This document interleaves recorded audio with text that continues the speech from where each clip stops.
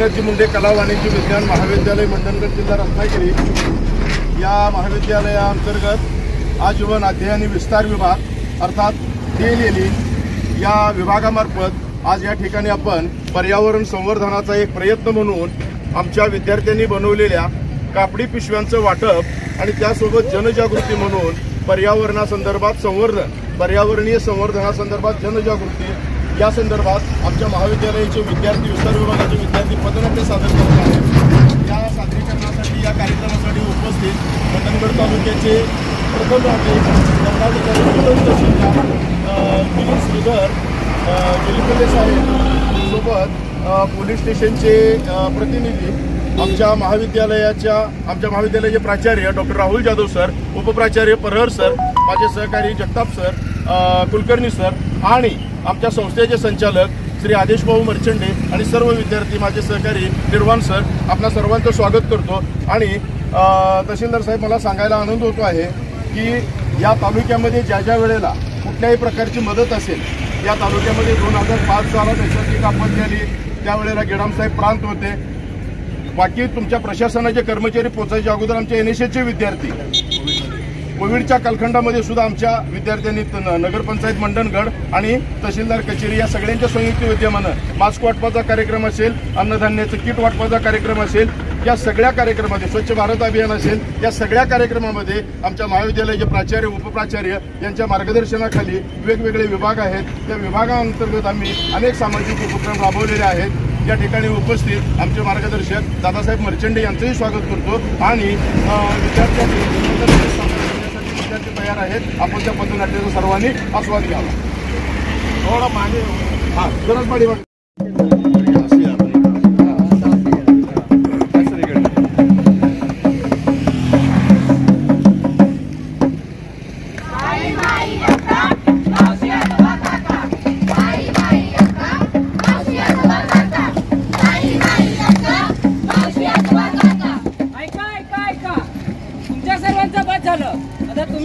आमचं ऐका। LGM college सादर करीत आहे एक छोटंसं पथनाट्य जागर स्वच्छतेचा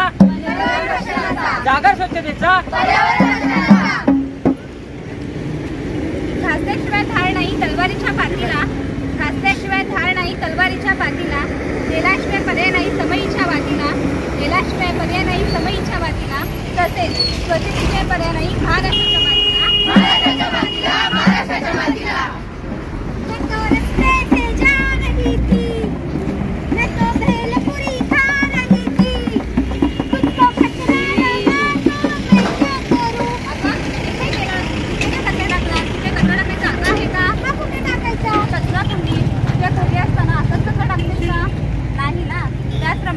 हे पर्यावरण आपले व इतर प्राण्यांचे घर आहे। ज्याप्रमाणे इतर लोकांनी आपल्या घरात कचरा केला की आपला त्रास होतो, तसेच त्या पर्यावरणालाही त्रास होते। म्हणून कचरा कुंडी टाकला पाहिजे। समजलं का? हो। तर मग तो कचरा तुम्हाला पण समजलं का? कचरा हा इकडे तिकडे न टाकता कचरा कुंडीलाच टाकला पाहिजे।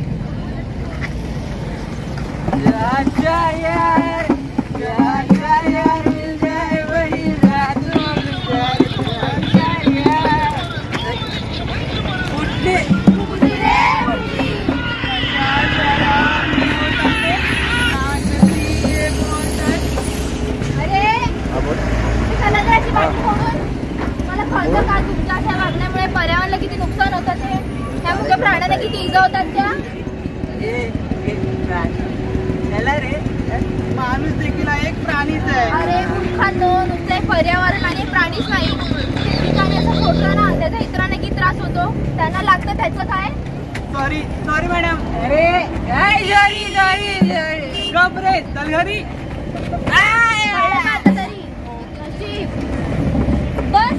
बस आता बस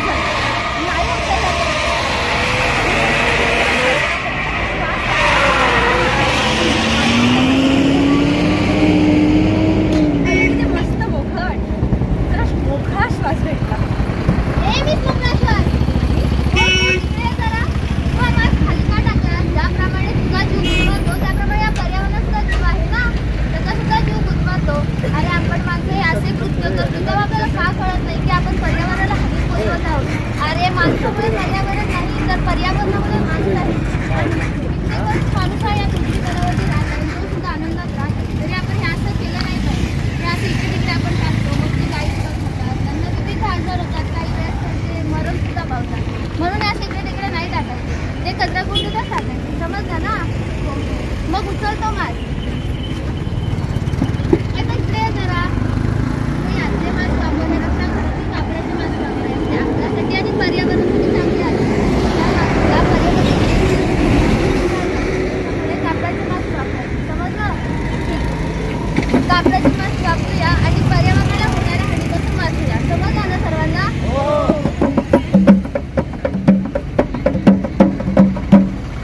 वा, आपल्या फॅक्टरीसाठी एकदम उत्तम जागा दिसते. होय सर, आपण या जमिनीबद्दल सरपंचांनाच विचारूया. रामराम मंडळी. राम राम. काय मग काय विचार केला आमच्या जमिनीबद्दल? सरपंच, आम्हाला ही जमीन आवडली आहे. तुमचा काही प्रॉब्लेम नसेल तर काम आम्ही लवकरच सुरू करतो. पण त्यात माझा काय फायदा? फायदा ते आम्ही बघून घेऊ. बरं, तुम्ही करा काम चालू, फक्त माझं तेवढं लक्षात असू द्या. होय होय, चला. रामराम सरपंच. रामराम. काय चाललंय? आम्हाला पण कळू देत की गावात कोणतरी मोठी माणसं आलेली दिसतात. हो हो, शहरातून आली ती मंडळी. त्यांना आपला परिसर खूप आवडलाय. त्यांना आपल्या जागेवरती फॅक्टरी उभी करायची आहे. ते काही नाही सरपंच, हे सगळं इथे नाही चालतात. मी सगळ्या गावातल्या लोकांना सांगणार आहे की ही केमिकल फॅक्टरी इथे नको. अगं तुला काय नाही, याशिवाय गावातील लोकांना रोजगार मिळेल. अगं पण तुला कळतंय का त्या केमिकल फॅक्टरीचा आपल्या सगळ्यांनाच किती त्रास होईल ते? त्या केमिकल फॅक्टरीचं घरात पाणी जर आपल्या नदी नाल्यांमध्ये गेलं तर त्याचा गुराढोरांना किती त्रास होईल, आपली शेती नापीक होईल. ज्या ठिकाणी ते केमिकल फॅक्टरी बांधायची तिथे कितीतरी झाडं तोडली जाते. त्याचं काय? माझं तर त्या केमिकल फॅक्टरीला विरोध आहे. हो गं, बरोबर घेतलं. पर्यावरणाला किती नुकसान होईल. हा पण मी तेच तर सांगते मित्रांनो, ही केमिकल फॅक्टरी आपल्या गावात नाही झाली पाहिजे. नाही झाली पाहिजे. हो, बरोबर बोलताय तुम्ही. मी यांच्या पैशाच्या मागे वेळी झाले होते. मी त्यांना आपला परिसर देणार नाही. मी त्यांना आपल्या जागेवरती फॅक्टरी उभी करून देणारच नाही. हो सरपंच, पण तुम्ही तर आम्हाला ही जागा देणार हो, असू दे तुमचं. आमचा परिसर स्वच्छ सुंदर व निरोगी आहे, त्याचा वाट लावलेला नाही. चला सर, आपण दुसरीकडे जागा अरे बघू. पण असं कसं? धन्यवाद, या तुम्ही. पण सरपंच, आपण इथे फॅक्टरी उभी केली तर गावातील लोकांना रोजगार कसं मिळेल? त्या केमिकल फॅक्टरीपेक्षा इथे एखादी दूध डेअरी किंवा काजू आंब्याचा प्रकार लागला आणि आपल्या शेतकऱ्यांचा कच्च्या मालाला देखील चांगला भाव मिळतो. हो हो, आपण त्याचा नक्कीच विचार करतो. तसं तुम्ही पण मित्रांना तुमची जागा न देता त्याचा उपयोग करा आणि पर्यावरणाला नुकसान होण्यापासून वापर करा.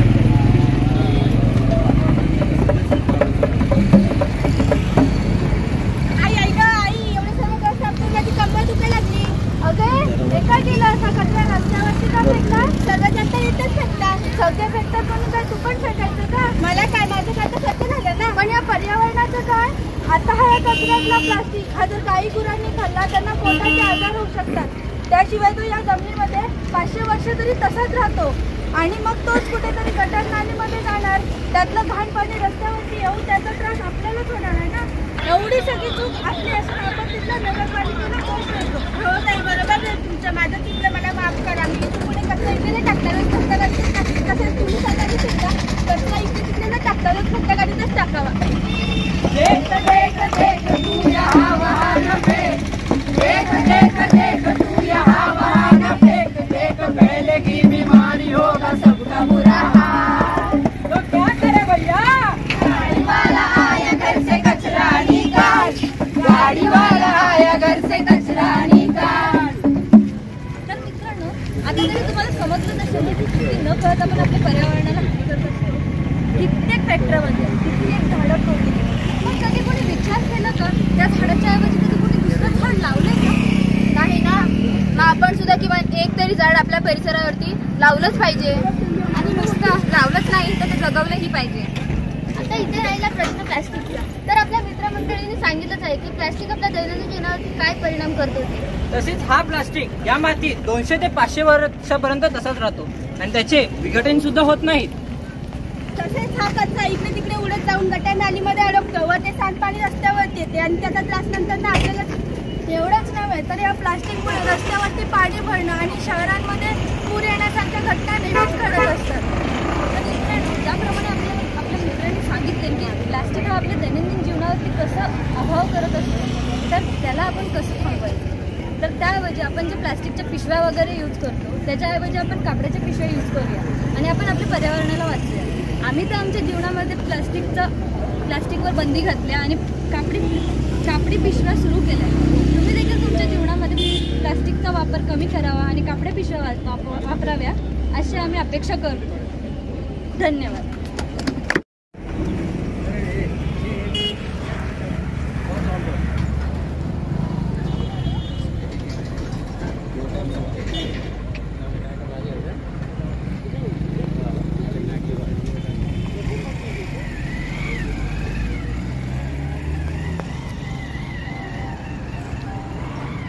प्लास्टिक हटवा, पर्यावरण वाचवा.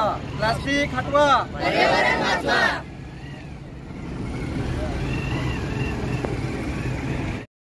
मंडणगड तालुक्यामध्ये शुभम लोकनेते Gopinathji Munde arts science commerce कॉलेजच्या वतीने तहसील कार्यालयाच्या आवारात चांगला उपक्रम, प्लास्टिकचा वापर करू नये, कापडी पिशव्यांचा वापर करावा, तसेच विविध जे पर्यावरणाशी निगडीत विषयांबाबत केमिकल असो, प्लास्टिक असो, स्वच्छता असो, याबाबत कॉलेजच्या विद्यार्थ्यांनी अतिशय चांगल्या प्रकारे पथनाट्य इथे लोकांसमोर प्रदर्शित केलेले आहे. त्याबद्दल मी कॉलेजचे आपले ट्रस्टी साहेब आहेत, प्रिन्सिपल साहेब आहेत आणि आपले कॉलेजचे सर्व विद्यार्थी तसेच इथे उपस्थित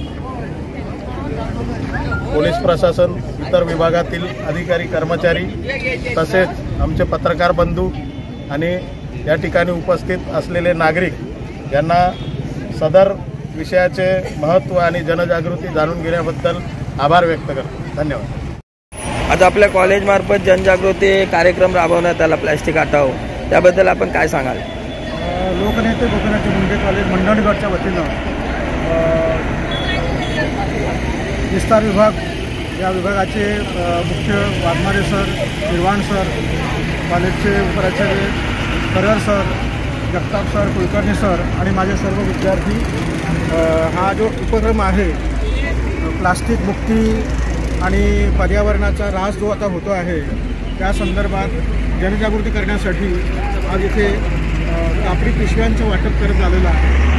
ते या कार्यक्रमाला उपस्थित आपल्या मंडणगडचे तहसीलदार साहेब इथे उपस्थित राहिले, त्यानंतर पोलीस स्टेशनचे अधिकारी उपस्थित राहिले व दुसऱ्या विभागांचे अधिकारी उपस्थित राहून आणि इथले सर्व नागरिक उपस्थित राहिले. त्याबद्दल सगळ्यांना धन्यवाद देतो की आमच्या मुलांनी जे पथनाट्य सादर केलं त्या पथनाट्यातून नक्कीच इथल्या विभागामध्ये जनजागृती होईल आणि जास्तीत जास्त कापडी पिशव्यांचा वापर होईल आणि प्लास्टिकचा वापर कमी होईल. आणि कारण प्लास्टिकचे दुष्परिणाम जे आहेत ते आपण पथनाट्यामध्ये पाहिलेलेच आहेत आणि आपण ते त्याचे तो दुष्परिणाम भोगतो आहोत. तर या वातावरणामध्ये किंवा या परिसरामध्ये किंवा निसर्गाचा ऱ्हास जर थांबवायचा असेल तर आपल्याला परत आपल्या जुन्या काही ज्या पद्धती आहेत त्या पद्धती वापरल्या पाहिजे. पूर्वी आपण प्लास्टिक पिशवी वापरायचो, पण आता आपण आळशी झालेलो आहोत. आपण घरातून प्लास्टिक पिशवी घेऊन बाहेर निघत नाही, आपण कापडाची पिशवी घेऊन बाहेर निघत नाही आणि आपण सरळ जातो आणि दुकानदाराकडे प्लास्टिक घेतो. दुकानदार पण आपल्याला इझिली अगदी प्लास्टिकची पिशवी देतो, पण आपलं कर्तव्य आहे की त्याला आपण अवॉइड केलं पाहिजे की बाबा नाही, मी कापडी पिशवी आणलेली आहे, मला तू प्लास्टिक पिशवी देऊ नको असं त्याला फोर्स केला पाहिजे. म्हणजे हळूहळू प्लास्टिकचा जो वापर आहे तो नक्कीच भविष्यात कमी होईल आणि आपलं पर्यावरण चांगलं सुरक्षित राहील.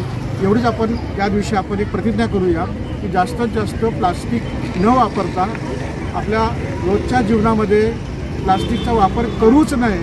फारच गरज असेल तरच ते प्लास्टिकचा वापर करावा, एवढंच मी याविषयी सांगू शकतो.